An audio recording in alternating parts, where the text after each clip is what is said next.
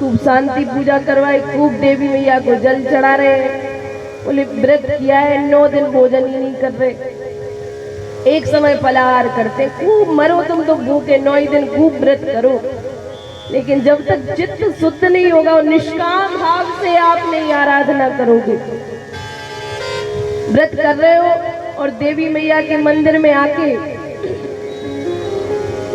उल्टा सीधा देवी मैया से मांग रहे हो, हे देवी मैया लगा दो मैया लॉटरी 10 करोड़ की लॉटरी लग जाए हमारी, ये काम बन जाए वो काम बन जाए।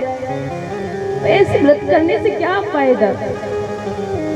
नवरात्रि का इतना सुंदर समय, 9 दिन देवी मैया आती है हमारे बीच में, और हम लोग क्या करते हैं। आजकल का माहौल देखो आप, हम तो देखते हैं तो हमारे तो बिल्कुल रोंगटे खड़े हो जाते हैं।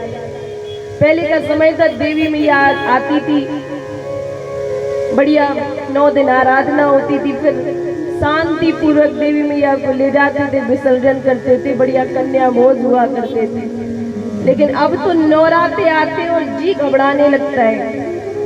अभी देवी मैया बिठाई है आपने, अच्छा लग रहा है, अब जिस दिन देवी मैया का विसर्जन होगा उस दिन देखो तमाशा।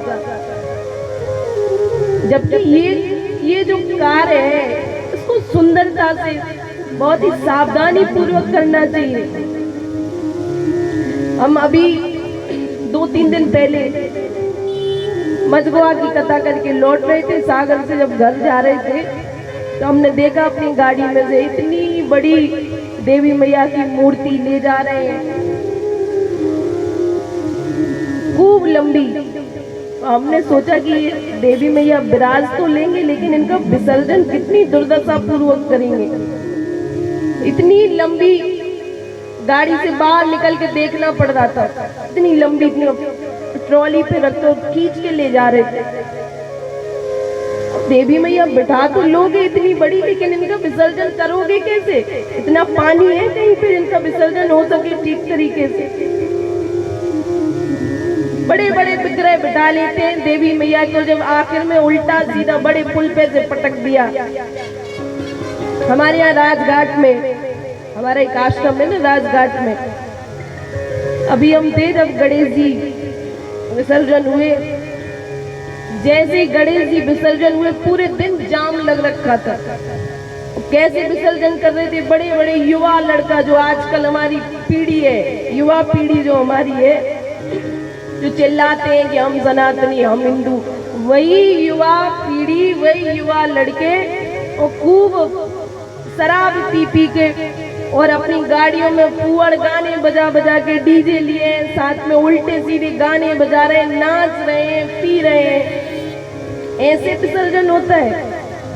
अब इससे अच्छा है कितने ही 9 दिनों तक व्रत करते और आखिर में जब ये परिणाम निकलता है, इससे देवी मैया प्रसन्न होंगी, वरदान देंगी तुम्हें, वरदान का खाक देंगी, विनाश हो जाएगा तुम सबका यदि इस प्रकार से होगा तो।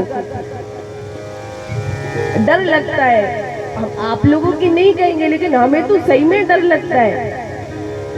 जब दशहरे वाले दिन पूरे शहर में आप जाके देखो, चारों तरफ बिल्कुल कानों में उंगलियां डालनी पड़ती हैं, डीजे बज रहे हैं बिल्कुल चारों तरफ, बड़बड़ बड़बड़ बड़बड़, और उन डीजे में भी कोई बहुत बढ़िया कोई भजन नहीं चलते हैं, उल्टे सीधे अश्लील गाने बजाते नाचते हुए लड़के जा रहे हैं, खुद पी रहे हैं, दूसरों को पिला रहे हैं, नाच रहे हैं। और फिर विसर्जन कैसे होता है, पानी है नहीं, थोड़ा सा पानी भरा है नदी में और देवी मैया को पकड़ा और दिया धक्का तो देवी मैया मुंह के बल।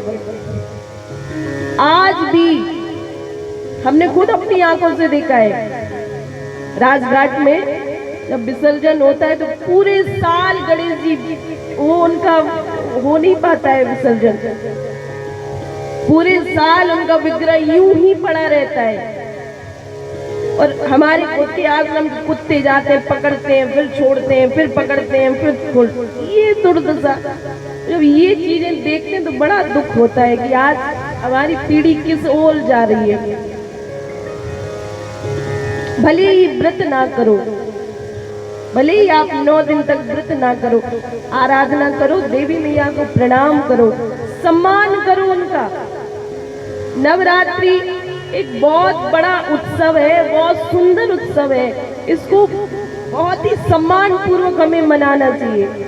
भले ही हम व्रत ना करें, देवी मैया की तो खूब उपासना कर रहे हैं, खूब पूजा कर रहे हैं, और उसी देवी पंडाल में आके आए देवी माता की आरती के लिए हैं और अपनी बहन और बेटियों के ऊपर गलत नजर डालते हैं, उल्टी सीधी नजरों से उनको देखते हैं।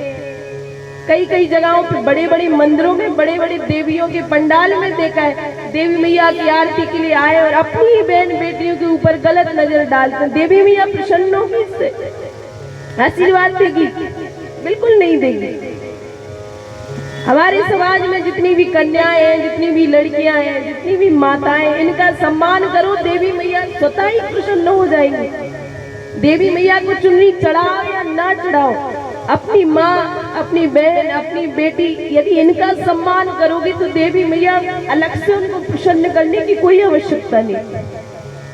और हम लोग केवल दिखावा, किसने कितनी बड़ी मूर्ति विराजमान कर ली, ये सब करने में लगे। ये बहुत ही विचारणीय बात है।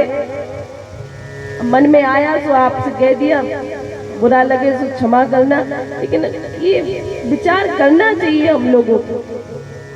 जरूरी है कि आप इतनी बड़ी मूर्ति विराजो, तो छोटा सा विग्रह विराजो, कम से कम उनको सम्मान से आप उनका विसर्जन करो, अच्छी जगह उनका विसर्जन करो, ऐसे विसर्जन करो कि उनका सारा शरीर अच्छे से विलीन हो जाए। इसमें भी तो पाप ही लगता है ना, अपराध लगता है। पूरी साल उनका शरीर पड़ा रहता है, पानी सूख जाता है, पड़ी ढांचा पड़ा रहता है, इसमें भी अपराध है। और ये छोटे छोटे पाप भोगने पड़ेंगे, इनका परिणाम भोगना पड़ेगा, पक्की बात है। और भोग रहे हैं हम लोग, इसलिए तो सुखी नहीं है। हम लोग कहते हैं अरे बहुत परेशान है, खूब पूजा करवा ली, खूब पाठ करा लिया, कैसे सुखी होगे? ये छोटे छोटे अपराध हम लोग आए दिन करते रहते हैं।